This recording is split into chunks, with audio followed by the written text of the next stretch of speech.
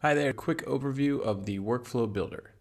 By default, you'll be on the Actions tab where you can actually build your flows, but let's first take a look at some of the other tabs before we get started with building.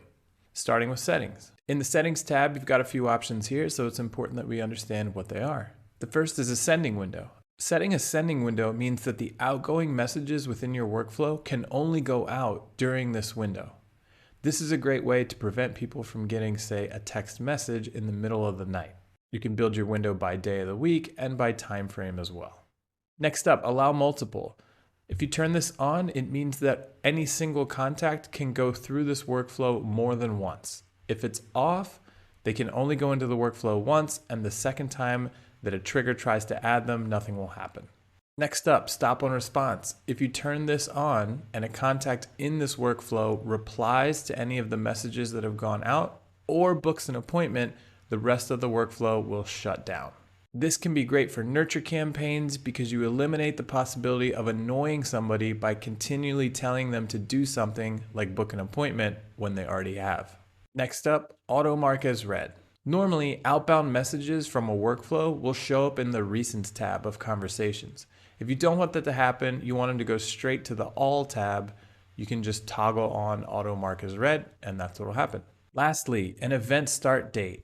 Event start dates are great if you're running, say, a webinar on a future date and you want to do appointment reminders leading up to that date and time. So let's say we had a webinar coming up on the 10th at 10 o'clock. We could set that date and time here, and then in our workflow, we can use wait steps that wait until X amount of time before this date and time. Next, let's take a look at the Status tab. The Status tab shows you an overview of everybody who's been in this workflow and where they're at. So we can see some of these people have finished the workflow, some of them are still at wait steps, and you can see which step they're at here and when the next action will happen for them. If you click the execution log, this will take you to an overview of that contact since they've been added to the workflow.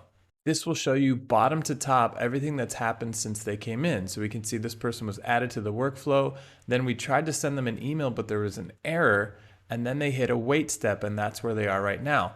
But wait a minute, what about this error? If we want more information, we can come over here and click the clipboard, and that'll give us more details as to what happened. So we can see here the status was an error and this message was not sent due to the to field being an invalid email address. Please check the contact's email address or the trigger campaign that attempted to send this email. So now we know there's an issue with that person's email. If we go check it out, maybe they put .con instead of .com, or maybe it's just a fake email that somebody gave us and that's why it hasn't sent because we have email validation turned on. But anyway, you can see here that you're getting more details about each action, which actually leads us over to the History tab. If we click the History tab, we can see a complete history of every event that's fired in this workflow. If I scroll down, we can see that this is cross contacts, so it's just a sequential order of all the events that have happened. And again, if we want to get more details about any specific event, we can click the clipboard, which will give us more details. For example, this person's last action was that they were removed from the workflow. So if we wanted to know more about why they were removed, we could click on the clipboard and it'll tell us that it was stopped due to the execution reaching the end of the workflow. Okay, great, so they made it all the way through. But if you saw somebody who got removed and they didn't go all the way through and you're wondering why, you could check this and it might say something like they were removed due to a reply, which would indicate to you that, oh, I have stop on reply turned on in my settings, and you could go adjust if that's not what you intended. Again, you can also click on the execution log icon, and if you do that, it'll take you to all of the events that have fired for that specific contact since they've been added to the workflow. Now remember, one person, if you have allow multiple, could be added to a workflow more than once. So when you click on this execution log, you're only seeing the events relative to that session, if you will, in the workflow. If you wanted to see all the events across their sessions, you could go back to the log and actually click the icon over here next to their name. That will show you all events that have fired for this person for all of the times they've been added to the workflow. So it's a more complete view of the logs for this specific contact. So hopefully this is giving you an idea of the power of the History tab. We're actually surfacing the logs so that you can troubleshoot your own workflows without having to open support tickets.